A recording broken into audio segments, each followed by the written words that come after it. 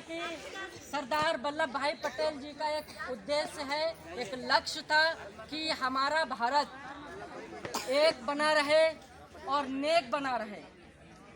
मैं मां शारदे के चरणों में श्रद्धा के सुमन अर्पित करते हुए और अपने गुरुजनों का आशीर्वाद लेते हुए बस 5 से 4 मिनट में आपकी खिदमत करूंगा। उसके बाद सर आपको अपने आशीर्वाद से नवाजेंगे और आपका मार्ग प्रशस्त करेंगे, आपके रहबर का काम करेंगे। तो आइए मैं 4-4 पंक्तियों से शुरुआत करता हूं। जैसे कि सरदार वल्लभ भाई पटेल का एक उद्देश्य था कि ये भारत एक बना रहे। उनके दिल की तमन्ना ये थी कि तोड़े ये कोई फूल तो गुलदान रो पड़े, कि तोड़े ये कोई फूल तो गुलदान रो पड़े, और उसके साथ साथ ये संतान रो पड़े। और कुछ ऐसी फजा बनाओ मेरे देशवासियों, कि कुछ ऐसी फजा बनाओ मेरे देशवासियों, अरे हिंदू का घर जले तो मुसलमान रो पड़े। क्यों? क्योंकि ना हिंदू बुरा है ना मुसलमान बुरा है, और ना वो गीता बुरी है और ना वो कुरान बुरा है, पर भेजे में जो घुसा है वो शैतान बुरा है। पर भेजे में जो घुसा है वो शैतान बुरा है। उसी शैतान से बचने के लिए, क्योंकि हर हिंदू मुस्लिम सभी के दिलों से एक ही आवाजें निकलती हैं, सब यही कहते हैं, और हर हिंदुस्तानी की यह ख्वाहिश भी होती है कि वो अपने देश की रक्षा करे।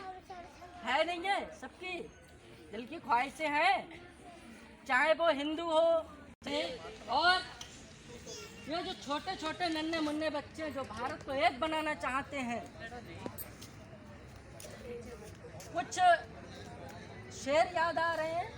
एक सबा बलरामपुरी एक शायरा है, उन्होंने कहा था कि पुरअमन जिंदगी की हिमायत किया करो, पुरअमन जिंदगी की हिमायत किया करो, और नफरत बुरी बला है मोहब्बत किया करो।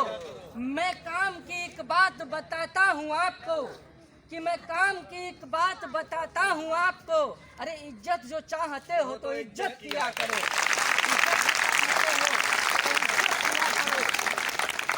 क्योंकि जो हिंदुस्तान का एक नक्शा है, सब हिंदुस्तानी भाई बहन हैं कि नहीं है? हैं। लेकिन आज उन्हीं बहनों के साथ जब हम समाज के अंदर नजर डालते हैं, जब हम पेपरों को देखते हैं, न्यूज़पेपरों को, अखबारात को देखते हैं, तो उसके प्रथम पन्ने पर लिखा हुआ होता है 2 के साथ बलात्कार हुआ, आज 4 के साथ सामूहिक रूप से दुष्कर्म हुआ। ऐसा नहीं होना चाहिए, क्योंकि ये उसी भारत की बेटी है जहां सबको बराबरी का दर्जा प्राप्त है, जहां बाबा भीमराव अंबेडकर ने संविधान में इस बेटी को आगे बढ़ने के लिए रास्ता दिखाया है। तब मैं ये 4 पंक्तियां पढ़ता हूँ। और उससे पहले राहत इंदौरी साहब की मुझे 4 लाइनें याद आ रही हैं। बड़ा मशहूर शेर है उनका कि खुली हवाओं की सोहबत बिगाड़ देती है। मयंक जी, खुली छत बिगाड़ देती है, खुली हवाओं की सोहबत बिगाड़ देती है, और कबूतरों को खुली छत बिगाड़ देती है। जो जुल्म करते हैं वो खुद इतने बुरे नहीं होते, जो जुल्म करते हैं वो खुद इतने बुरे नहीं होते, सजा न दे के अदालत बिगाड़ देती है, अदालत बिगाड़ देती है। तब मैं शेर पढ़ता हूँ कि 2 भाई में ऐसी साझेदारी हो, 2 भाई हिंदू और मुस्लिम, कि 2 भाई में ऐसी साझेदारी हो, अरे हिंदू की बेटी मुस्लिम को प्यारी हो, अरे हिंदू की बेटी मुस्लिम को प्यारी हो, और इज्जत लूटने वालों को फांसी दे दो, कि इज्जत लूटने वालों को फांसी दे दो, अरे चाहे मुल्ला हो या कोई पुजारी हो, मुल्ला हो या कोई पुजारी हो। क्योंकि देश में अगर माता सीता की इज्जत बचानी है तो उस पाक मरियम की भी इज्जत बचानी है।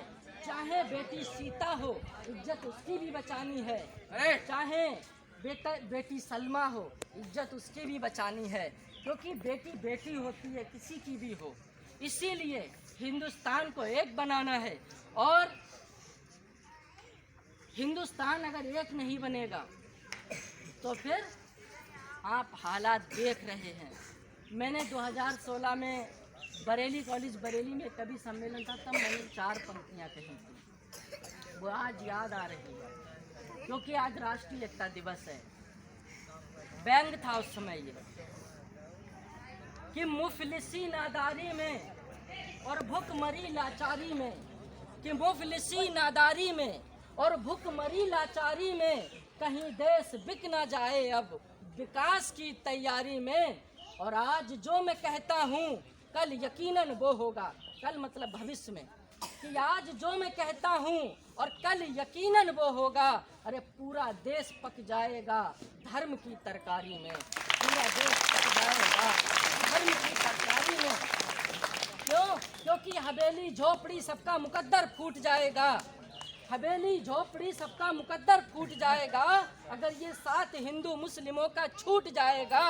और दुआ कीजिए ये आपसी रिश्ते रहे कायम कयामत तक, कि दुआ कीजिए ये आपसी रिश्ते रहे कायम कयामत तक। ये रिश्ते टूट जाएंगे तो भारत टूट जाएगा, ये रिश्ते टूट जाएंगे तो भारत टूट जाएगा। बहुत बहुत धन्यवाद। और आपको पुनः राष्ट्रीय एकता दिवस की बहुत ज़्यादा ढेर सारी शुभकामनाएं। आइए अब अपने बड़ों का आशीर्वाद लेते हुए मैं बगैर किसी देरी के, बगैर किसी बैकग्राउंड के, क्योंकि आप सभी जानते हैं, मैं देख रहा हूँ बहुत देर से आप मेरी बजाय सर की तरफ नज़र डाल रहे थे, लेकिन सर बाकमाल है नहीं है सर के लिए, क्योंकि मेरे भी गुरु हैं, इस दृष्टि से आपके महागुरु हैं, है नहीं है। तो मेरे पास ऐसे शब्द नहीं है, क्योंकि मैं अगर कहूँ वो कोई व्यक्ति है, नहीं साहब वो व्यक्ति नहीं है, वो व्यक्तित्व है। मैं कहूँ वो कोई पर्सन है, नहीं वो पर्सनालिटी है। मैं कहूँ कि वो कोई शख्स है, नहीं वो शख्सियत है। और ऐसी शख्सियत है जैसे सूरज को हम छोटी सी लालटेन दिखाएंगे तो उसकी रोशनी पता चलेगी नहीं ना। तो अगर मेरे पास 2-4 शब्द हैं बोलने के लिए तो बहुत छोटे पड़ जाते हैं सर के लिए। एक बार सर का जोरदार तालियों से इस्तकबाल कीजिए। आदरणीय प्रिंसिपल सर, प्लीज सर एक बार जोरदार तालियों से।